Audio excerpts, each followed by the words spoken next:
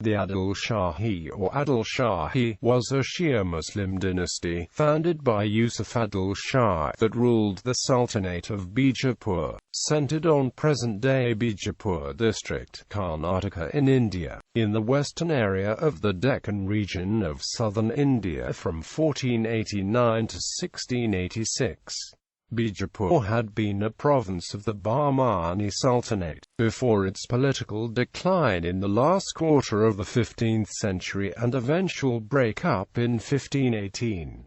The Bijapur Sultanate was absorbed into the Mughal Empire on 12 September 1686, after its conquest by the Emperor Aurangzeb. The founder of the dynasty, Yusuf Adil Shah, was appointed Bahmani governor of the province, before creating a de facto independent Bijapur state. Yusuf and his son, Ismail, generally used the title Adil Khan. Khan, meaning chief in Mongolian and adopted in Persian, conferred a lower status than Shah, indicating royal rank. Only with the rule of Yusuf's grandson, Ibrahim Adil Shah I, did the title of Adil Shah come into common use. The Bijapur Sultanate's borders changed considerably throughout its history. Its northern boundary remained relatively stable, straddling contemporary southern Maharashtra and northern Karnataka. The Sultanate expanded southward, first with the conquest of the Doab following the defeat of the Vijayanagara Empire at the Battle of Talikattar in 1565. Later campaigns, notably during the reign of Muhammad Adil Shah, extended Bijapur's formal borders and nominal authority as far south as Bangalore. Bijapur was bounded on the west by the Portuguese state of Goa and on the east by the Sultanate of Golconda, ruled by the Qutb Shahi dynasty. The former Bahmani provincial capital of Bijapur remained the capital of the Sultanate throughout its existence.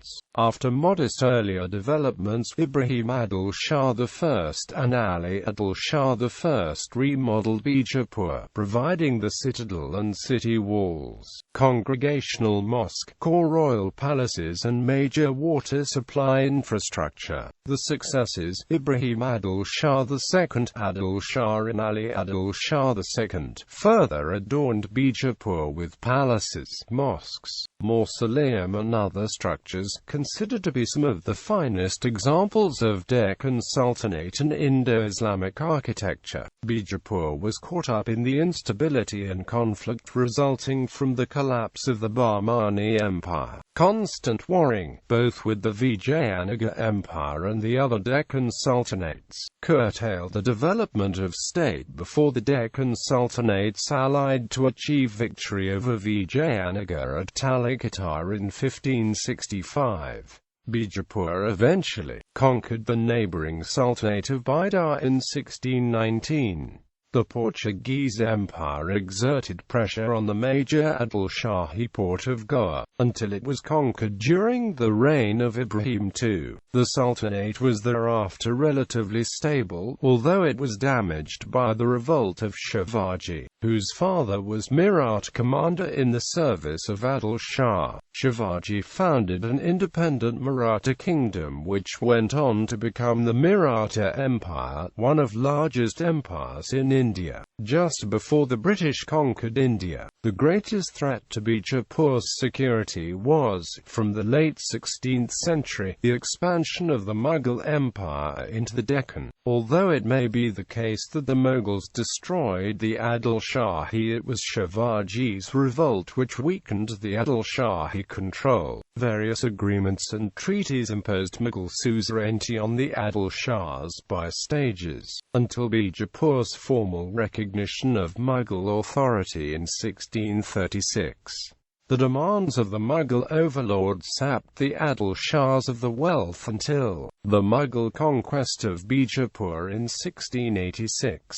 Historical overview. The founder of the dynasty, Yusuf Adil Shah, may have been a Georgian slave who was purchased by Mahmud Gawan from Iran, yet Salma Ahmed Faruqi states Yusuf was a son of the Ottoman Sultan Murad II. According to the historian Mir Rafi Adn Ibrahim Shirazi, or Rafi, Yusuf's full name was Sultan Yusuf Adil Shah Safa Asawa, the son of Mahmud Begum Sawa in Iran. Rafi's history of the Adil Shahi dynasty was written at the request of Ibrahim Adil Shah II, and was completed and presented to the patron in 1017.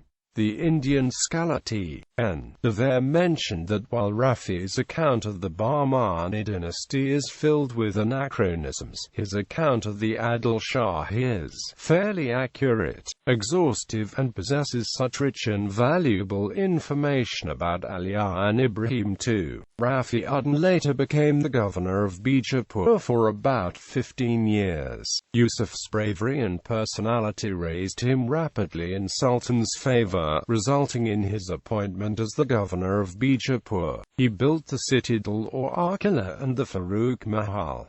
Yusuf was a man of culture. He invited poets and artisans from Persia, Turkey, and Rome to his court. He's well known as a ruler who took advantage of the decline of the Bahmani power to establish himself as an independent sultan at Bijapur in 1498. He did this with a military support which has been given to him by a Bijapuri general Khalidus Madhu Sadwani, brilliant commander and good diplomat, who made quick career by supporting Yusuf Adil Shah and then his son, Ismail Adil Shah. He married Punji, the sister of a Mirat warrior. When Yusuf died in 1510, his son Ismail was still a boy. Punji in male attire valiantly defended him from a coup to grab the throne. Ismail Adil Shah thus became the ruler of Bijapur and succeeded his father's ambition. Ibrahim Adil Shah I, who succeeded his father Ismail, fortified the city and built the old Jamia Masjid. Ali Adil Shah I, who next ascended the throne, aligned his forces with other Muslim kings of Golconda, Ahmednagar, and Bidar, and together, they brought down the Vijayanagara Empire. With the loot gained, he launched ambitious projects. He built the Gagan Mahal, the Ibrahim Rauza, Chandbodi, and the Jami Masjid. Ali I had no son, so his nephew Ibrahim too was set on the throne. Ali I's queen Chand Bibi had to aid him until he came of age. Ibrahim too was noted for his valor, intelligence and leanings towards the Hindu music and philosophy. Under his patronage the Bijapur school of painting reached its zenith. Muhammad Adil Shah succeeded his father Ibrahim II. He is renowned for Bijapur's grandest structure, the Gol Gumbaz, which has the biggest dome in the world with whispering gallery roundabout. Slightest sound is reproduced 7 times. He also set up the historical Maliki Maiden, the massive gun. Ali Adil Shah II inherited a troubled kingdom. He had to face the onslaught of the Maratha leadership Shivaji on one side and Mughal Emperor Aurangzeb on another. His mausoleum, Barakamman, planned to dwarf all others, was left unfinished due to his death. Sikandar Adil Shah, the last Adil Shahi Sultan, ruled next for 14 stormy years. Finally, on the 12th of September 1686, the Mughal armies under Aurangzeb overpowered the city of Bijapur. Sufis of Bijapur. Arrival of Sufis in Bijapur region was started during the reign of Qutbuddin Aibak. During this period Deccan was under the control of native Hindu rulers and Palagas. Sheikh Haji Rumi was the first to arrive in Bijapur with his companions, although his other comrades like Sheikh Salafuddin, Sheikh Saiful Mulk and Saeed Haji Maki were settled in Pune, Hydra and Tikota respectively. According to Tazkir-e-Aulia Deccan I, biographies of the saints of the Deccan, compiled by by Abdul-Jabbar Mulkipuri in 1912–1913. After this period, arrival of Sufis in Bijapur and suburbs was started. Ainuddin Gajal Ilm Dehelvi narrates that Ibrahim Sangan was one of the early Sufis of Bijapur parish. Sufis of Bijapur can be divided into three categories according to period of their arrival, viz. Sufis before Bahmani and/or Adil Shahi dynasty, Sufis during Adil Shahi dynasty, and Sufis after the fall of Adil Shahi dynasty. And further, it can be classified as Sufis as warriors, Sufis as social reformers, Sufis as scholars, poets and writers. Ibrahim Zaberi writes in his book Zatul Aulia Bijapur, which describes that more than 30 tombs Adagas are there in Bijapur, with more than 300 Kankos, i.e. Islamic missionary schools, with notable number of disciples of different lineage like Hussaini Sadat, Razavi Sadat, Kazmi Sadat, Sheikh Sadiqish, Faruqis, Osmanish, Alvis, Abbasis and other, and spiritual chains like Qadiri, Chishti, Suhawada, Naqshbandi, Shatari, Haidari etc. Some of the notable Sufis of Bijapur: Haji Romi, Pir Mubarak and Ayat, Ibrahim Sangan, Hazrat Hafiz Hussaini, Hazrat Hamza Hussaini, Ainuddin Ganjul Ulam, Ziauddin Ghaznavi, Shah Sibghatullah Shatari, Sheikh Hamid Qadiri, Sheikh Lutfullah Qadiri, Hazrat Hashim Pir Dastajia, Murtuza Qadari Haidari, Sheikh Muntajibuddin Dulaki Siddiqui, Khwaja Shamshul Ushak, Khwaja Burhanuddin Janam, Khwaja Aminuddin Aala, Sayyid Kashim Qadiri, Syed Muhammad Bukhari Urf Pir Jalal Bukhari, Sayyid Mustafa Qadiri, Sayyid Shah Muhammad Hussaini Qadiri Bashiban, Sayyid Abul Hassan Qadari * Sayyid Nurul Nabira Qadari * Sayyid Abdul Latif Nabira Qadari * Sayyid Shah Hazrat Nabira Qadari, Sayyid Abdurazak Qadiri, Sayyid Habibullah Sibghatullahi, Haji Maki, popularly known as Haji Mastan of Tikota, Abdur Rahman Chishti, Abdur Rahman Shatari, Kareem Muhammad Hussaini, Syed Jafar Sakaf Qadra Maqbil Sadat, Syed Shah Muhammad Hussaini Al-Qadri Tazim Tak, Sayyid Burkaposh, Sayyid Abdul Ghaffar Shahid, Sheikh Nasrullah Wali, Sheikh Naimuddin Qadra, Sheikh Muhammad Qadri Pir Badabad Majzub, Chingi Diwan, Hazrat Syed Lal Shahbaz Bukhari, Hazrat Hussain Shah Pir Adil Bijapuri, Bijapur, the great metropolis of the medieval Deccan, in the second half of 16th century and 17th century under the aegis of Adil Shahis. The capital city of Bijapur occupied a prominent place among the celebrated cities of India. It was a great center of culture, trade and commerce, education and learning, etc. It was known for its own culture called Bijapur culture. During Bijapur's heyday of glory, there was a conflux of different communities and the people. Sometimes in many respects it surpassed the great cities of Delhi and Agra of Mughal India. Before Yusuf Adil Shah, the founder of the Adil Shahis, could make Bijapur as capital of his newly carved kingdom, the town occupied a considerable importance. The Khiljas made Bijapur the governor's seat, and after some time Khwaja Mahmud Gawan, the Bahmani premier, constituted Bijapur region into a separate province. He owned property in Bijapur called Kairala Bagh. He constructed a mausoleum of Hazrat Ainuddin Ganjul Ulam. The architecture of the mausoleums of Hazrat Ziauddin Ghaznavi, Hazrat Hafiz Hussaini and Hazrat Hamza Hussaini etc., suggests that these edifices belong to the Bahmani period. Thus Bijapur was a fairly large town under the early sultans of Adil Shahi dynasty. The capital progressed slowly, however its star was in ascendancy since the accession of Sultan Ali Adil Shah I in 1558. His victory in the Battle of Talikata in 1565 and further campaigns in the Krishna-Tungabhadra regions brought enormous wealth.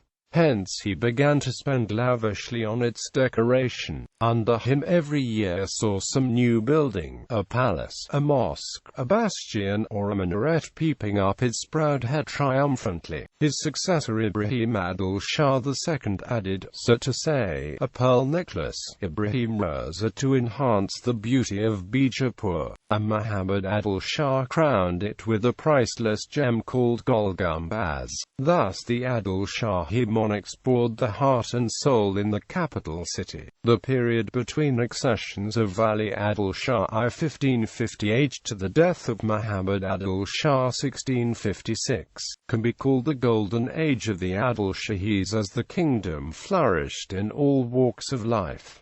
Palmyra of the Deccan. It was due to the secular nature and liberal patronage of the sultans from the different parts of world many scholars, poets, painters, dancers, calligraphers, musicians, Sufi saints and other men of arts flocked into Bijapur. Hence 17th century called Bijapur as the Palmyra of the Deccan. Population and suburbs. During the reign of Ibrahim Adil Shah II, the population of Bijapur is stated to have reached 984,000 and had incredible total of 1,600 mosques. Under Muhammad Adil Shah, population further increased. Historian J.D.B. Gribble writes, water system. The Adil Shahi sultans made an elaborate arrangement of pure and wholesome water for the people of Bijapur and its suburbs. At Torva a masonry dam was constructed. We find another dam in its far eastern side. These two dams fed the reservoirs of Torva and Afzalpur. Through these works water was supplied to the suburbs of Shahpur and the capital. Historian C. Schweitzer is of the opinion that the Torva aqueduct is in itself a very credible engineering achievement of Adilshahis. To augment the existing water supply in the city, Muhammad Adil Shah constructed Jahan Begum Lake in the south of Bijapur. This lake fed the southern and eastern sides of the city. Thus water reached every corner of the capital. In addition, to supplement the water needs of the people in and around, the sultans and nobles constructed big and small wells. Captain Sykes, who visited Bijapur in 1819, reports there were 700 wells with steps and 300 wells without steps within the walls of Bijapur. Moreover, we find the remains of tanks and lakes named Rangraz Talab, Qasim Talab, Fatehpur Talab and Alapur Talab in the vicinity of Bijapur. Begum Talab, which is 234.22 acre tank, was constructed in 1651 by Muhammad Adil Shah in memory of Jahan Begum. This tank was used for ensuring drinking water supply to the city. To the right side of lake there is an underground room from where water was supplied to city in earthen pipes. The pipes, laid to depth of 15 feet to 50 feet, were joined and cased in masonry. Many towers of height 25 feet to 40 feet, called asgunj, were built to release pressure of water and prevent pipes from bursting all along. These towers allowed dirt in pipe to remain at the bottom and clear water to flow. Bazaars and peats. Bijapur, being the capital and big business center, attracted merchants and travelers in large number from the Deccan and many parts of India and foreign lands. Abdal, a court poet, in his Ibrahim Nama writes, the following marketplaces were established respectively by the Adil Shahi sultans in and around Bijapur: Yusuf Adil Shah, Markovi Bazaar, Tana Bazaar, Natana Bazaar, Dola Bazaar, Dafan Khan Bazaar, Markua Bazaar, Murad Khan Bazaar, Pala Bazaar, Mubarak Bazaar, and Sharpeth Bazaar, Ismail Adil Shah, Kamal Khan Bazaar, Nak Bazaar and Berkudavand Bazaar. Ibrahim Adil Shah I, Jagat Bazaar, Roa Bazaar, Shirkarkhana Bazaar, Rangin Masjid Bazaar, Fatah Zaman Bazaar, Karanzar Bazaar, Sara Bazaar, and Shikarkan Bazaar. Ali Adil Shah I, Juma Masjid Bazaar, Sikandar Bazaar, Fahad Khan Bazaar, Dilir Khan Bazaar and Hyder Bazaar. Muhammad Adil Shah, Padshahpur Bazaar, Ali Adil Shah II, Sharpeth Bazaar, others, Ikhlas Khan Bazaar, Yusuf Rumi Khan Bazaar, Shah Abu Turab Bazaar, Abdur Razak Bazaar, Langar Bazaar, Mahmud Shah Bazaar, etc. We food suburban markets called the Peths in the vicinity of Bijapur. They are as follows: Habibpur Peth, Salabadpur Peth, Tarwarpur Peth, Zorapur Peth, Afzalpur Peth, Shahpur Akudanpur Akudawandpur Peth, Danatpur Peth, Sikandapur Peth, Quantpur Peth, Gwaspur Peth, Amanpur Peth, Kumutaja Peth, etc. Foreign accounts from different parts of world. Many envoys, merchants, travelers etc. visited Bijapur in its heyday of magnanimity and grandeur, and they left behind the valuable accounts of past grandiosities of Bijapur. In 1013, corresponding to the Mughal Emperor Akbar, Commissioner Mirza Asad Beg, one of grandees of his court to Bijapur for diplomatic dealings. He was a person who saw Agra and Delhi in the glorious days.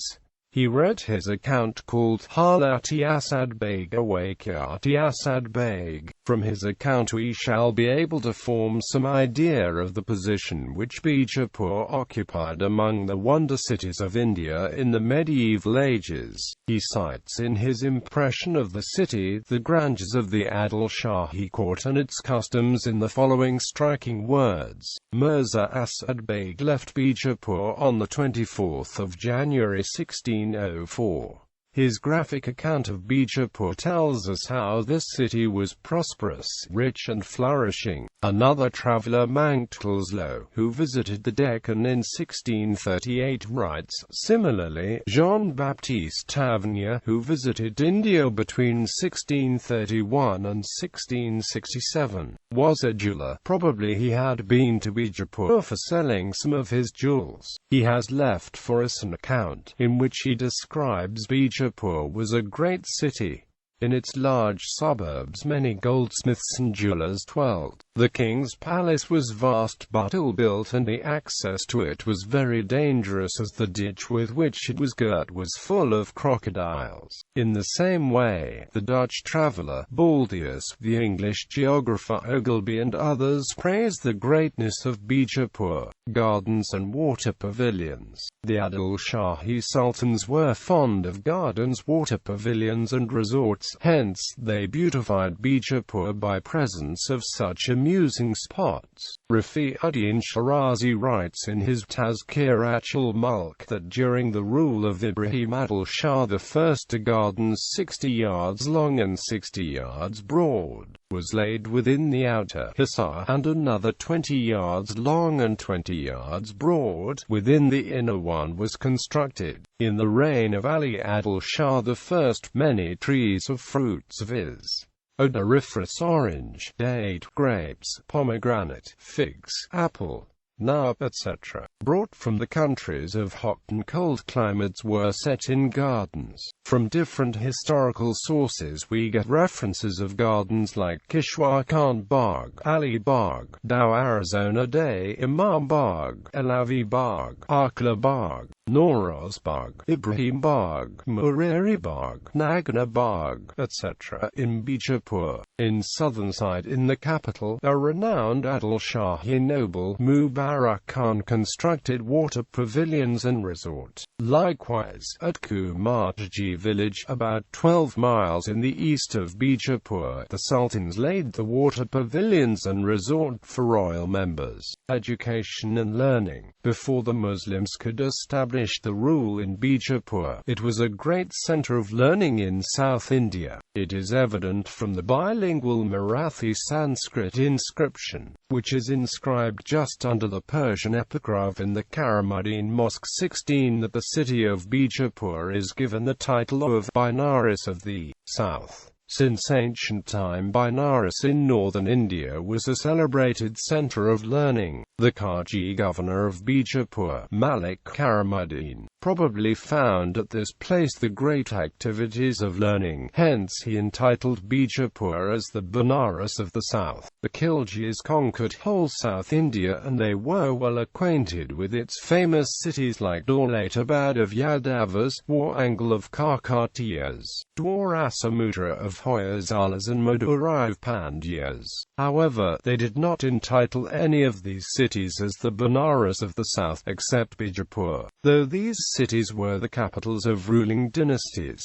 During the rule of Bahmani, Bijapur retained its academic excellence. The renowned learned Sufi of India, Hazrat Ainuddin Ganjulum Unaidi, who authored 125 works of Quranic commentaries, Qirat, Hadith, scholasticism, principles of law, fiqh, suluk, syntax, lexicography, ansab, history, tib, hilmat, sanf, qasida, etc., lived in from 1371 until his death in 1390.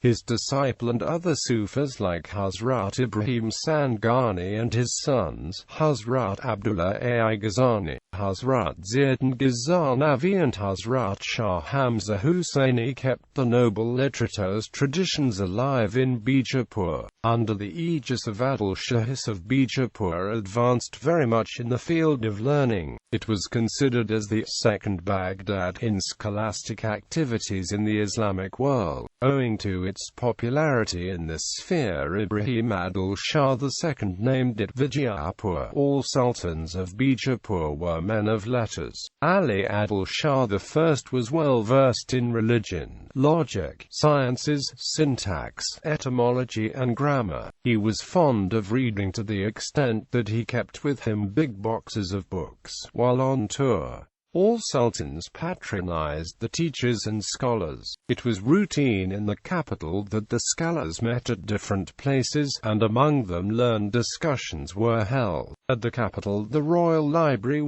existed, in which nearly 60 men, calligraphers, gilders of books, bookbinders and illuminators were busy doing the work whole day in the library.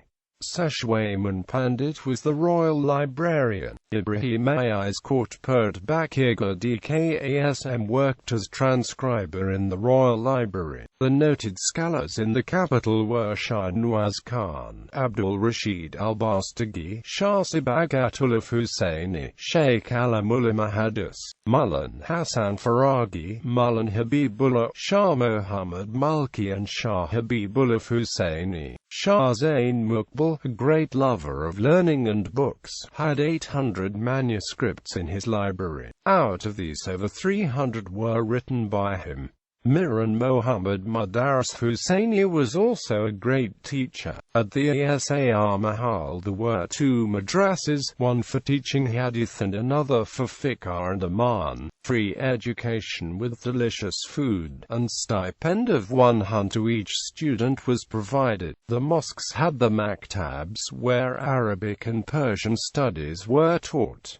The states applied books free of costs. The students who performed excellently in the annual examination received prizes in Huns, and later appointed in high and honorable position. Besides these, most of the Sufis maintained their own khanqahs and kutub khanas. Even to this day, some of the descendants of Sufis in perpetuity continued this tradition. In consequence of state patronage, a bulk of literature in Arabic, Persian and Deccani Urdu had come up. In addition, the languages like Sanskrit, Marathi and Kannada flourished. Pandit Nahari, a court poet of Ibrahim Adil Shah II, composed the poetic excellence on his master, called Nora's Mansa. Srilakshmi Pathi, a disciple of Pandit Rukmingada, composed a number of Marathi and Hindi devotional songs set in musical ragas.